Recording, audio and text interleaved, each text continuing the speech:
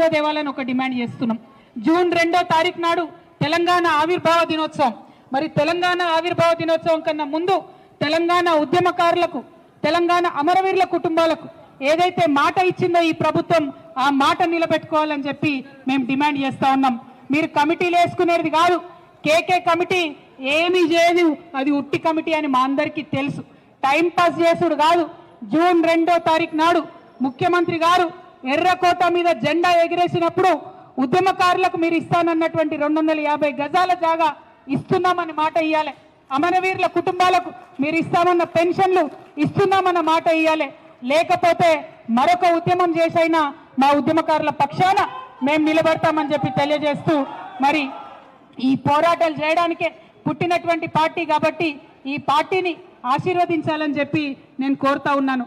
TRS एक ऐसा इकलौता पार्टी है पूरे स्टेट में जो माइनॉरिटी विंग में